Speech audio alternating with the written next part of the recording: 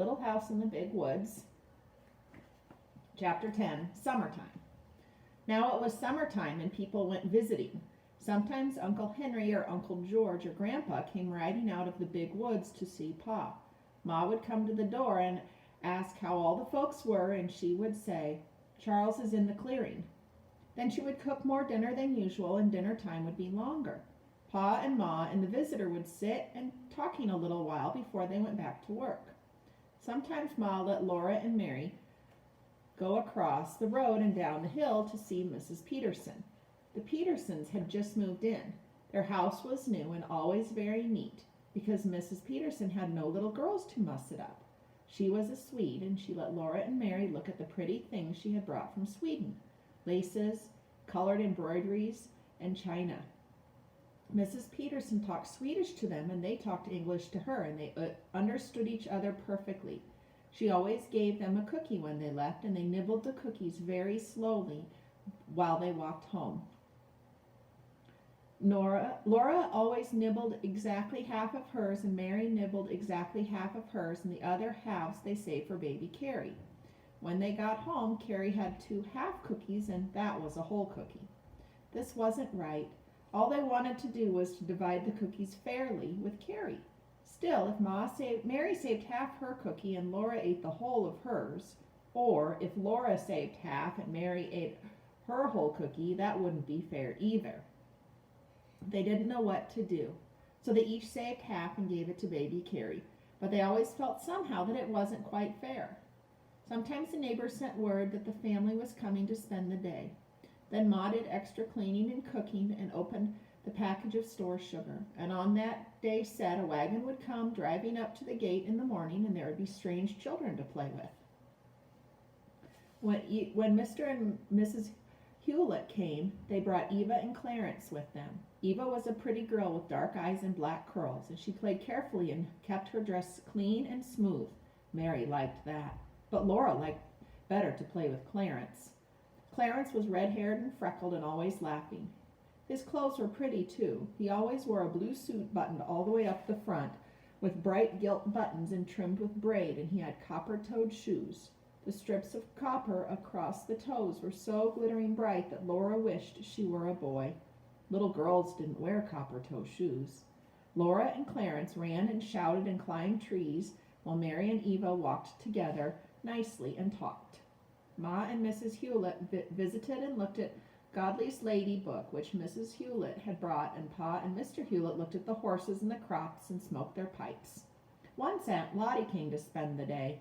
That morning Laura had to stand still a long time while Ma unwound her hair from the cloth strings and combed it into long curls. Mary was all ready, sitting primly on a chair with her golden curls shining and her china blue dress fresh and crisp. Laura liked her own red dress, but Ma pulled her hair dreadfully, and it was brown instead of golden, so no one noticed it. Everyone noticed and admired Mary's. "There," said Ma at last, "your hair is curled beautifully, and Lottie is coming. Run meet her, both of you, and ask her which she likes best, brown curls or golden curls." Laura and Mary ran out of the door and down the path, for Aunt Lottie was already at the gate. Aunt Lottie was a big girl, much taller than Mary. Her dress was a beautiful pink, and she was swinging a pink sunbonnet by one string. "Which do you like best, Aunt Lottie?" Mary asked. "Brown curls or golden curls?" Ma had told them to ask that, and Mary was a very good little girl who always did exactly as she was told. Laura waited to hear what Aunt Lottie would say, and she felt miserable. "I like both kinds best," Aunt Lottie said, smiling. She took Laura and Mary by the hand, one on either side, and they danced along to the door where Ma stood. The sunshine came streaming down through the windows in the house, and everything was so neat and pretty. The table was covered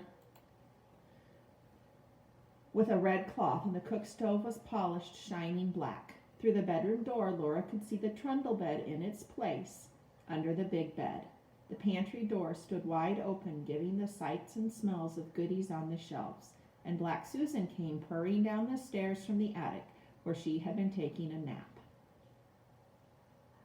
It was all so pleasant, and Laura felt so happy and good that no one would have ever thought she could be as naughty as she was that evening. Aunt Lottie had gone, and Laura and Mary were tired and cross. They were at the woodpile gathering a pan of chips to kindle the fire in the morning. They always hated to pick up chips, but every day they had to do it. Tonight they hated it more than ever. Laura grabbed the biggest chip, and Mary said, "I don't care. Aunt Lottie likes my hair best anyway. Golden hair is lots prettier than brown." Laura's throat swelled tight, and she could not speak. She knew golden hair was prettier than brown. She couldn't speak, so she reached out quickly and slapped Mary's face. Then she heard Pa say, "Come here, Laura." She went slowly, dragging her feet. Pa was sitting just inside the door. He had seen her slap Mary.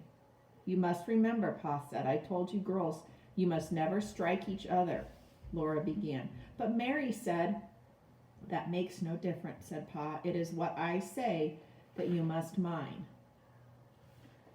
Laura sat on the chair in the corner and sobbed. When she stopped sobbing, she sulked. The only thing in the whole world to be glad about was that Mary had to fill the chip pan all by herself.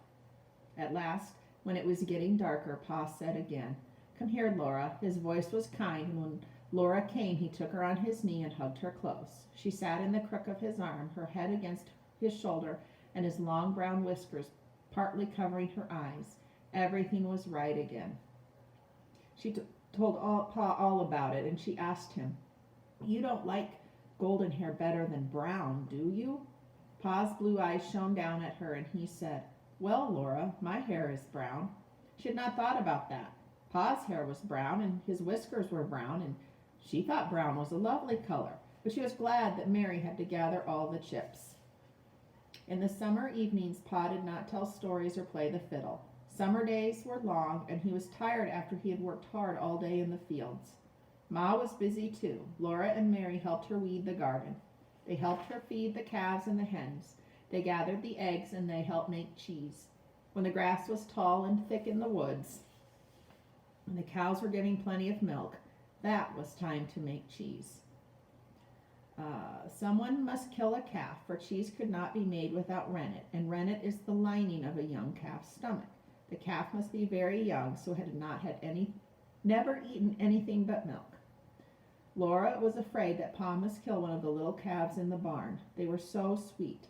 One was fawn-colored and one was red, and their hair was so soft and their large eyes so wondering. Laura's heart beat fast when Ma talked to Pa about making cheese. Pa would not kill either of his calves because they were heifers and would grow into cows. He went to Grandpa's and to Uncle Henry's to talk about the cheese making. Uncle Henry said that he would kill one of his calves. There would be enough rennet for Aunt Polly and Grandma and Ma. So Pa went again to Uncle Henry's and came back with a piece of the little calf's stomach. It was like a piece of soft grayish-white leather, all rigid and rough on one side. When the cows were milked at night, Ma set the milk away in pans. In the morning, she skimmed off the cream to make into butter later. When the morning's milk had cooled, she mixed it with the skimmed milk and set it on the stove to heat. A bit of rennet, tied in a cloth, was soaking in warm water. When the milk was heated enough, Ma squeezed every drop of water from the rennet in the cloth, and she poured the water into the milk. She stirred it well and left it in a warm place by the stove. In a little while it thickened into a smooth, quivery mass. With a long knife, Ma cut this mass into little squares and let it stand while the curd separated from the whey. Then she poured it all into cloth and let the thin, yellowish whey drain out. When no more whey dripped from the cloth, Ma emptied the curd into a big pan and salted it, turning it and mixing it well. Laura and Mary were always there, helping all they could. They loved to eat the bits of curd when Ma was salting it. It squeaked under their teeth.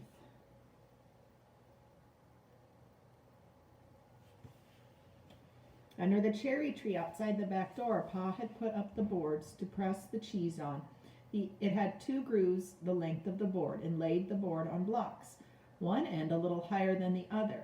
Under the lower end stood an empty pail.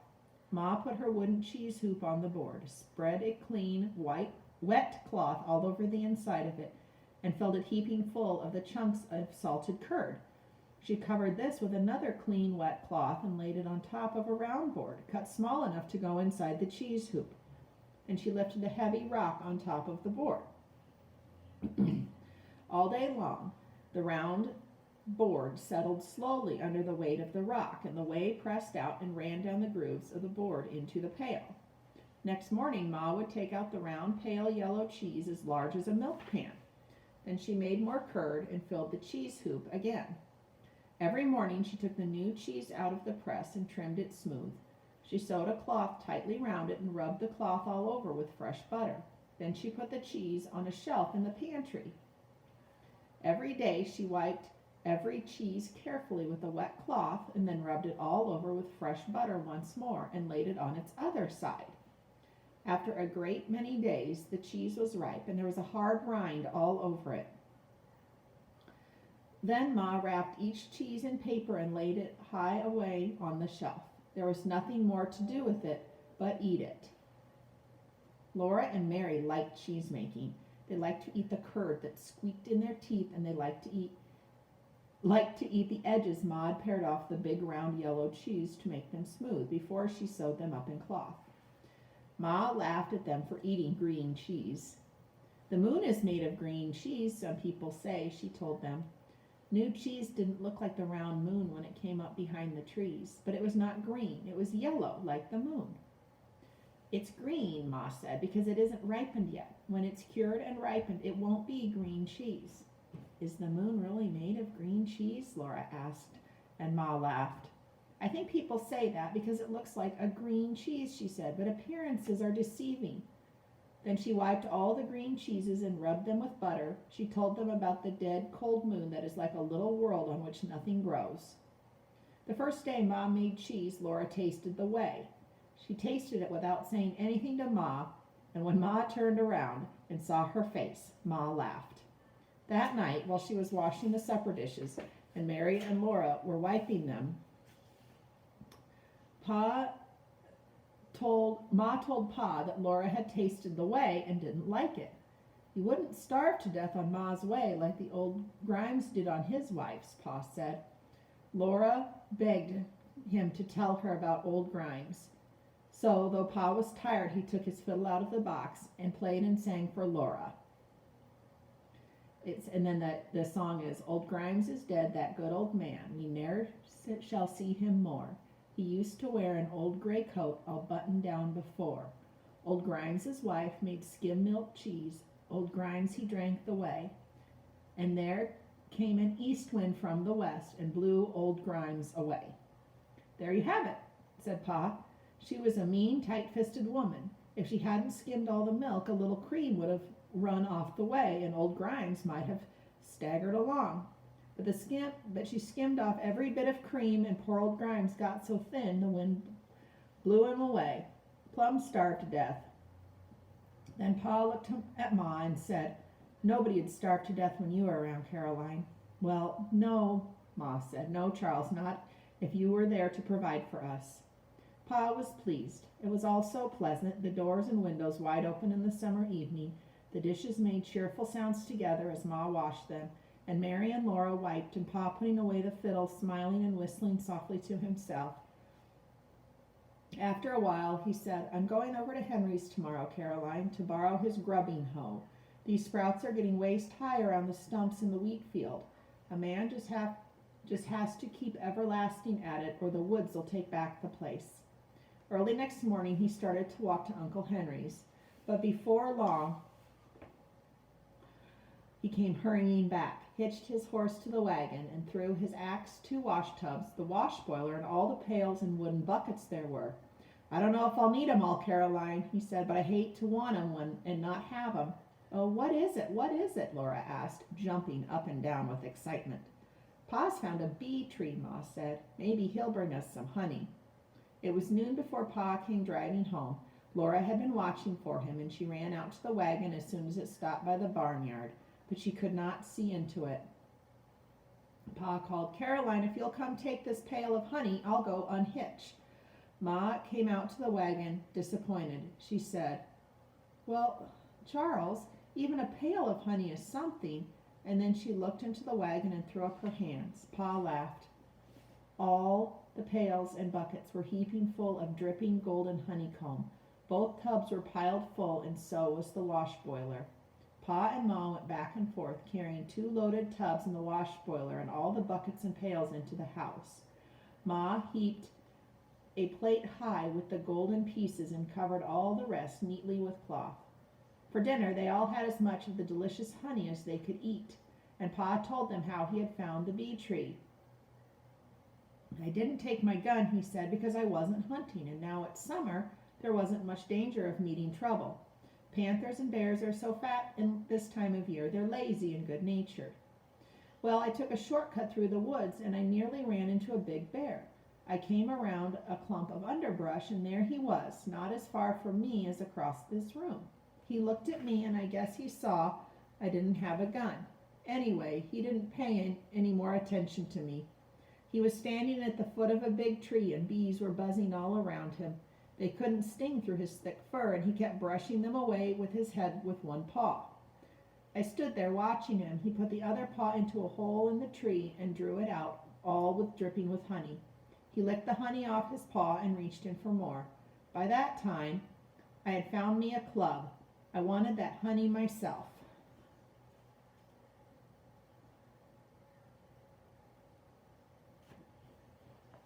So I made a great racket,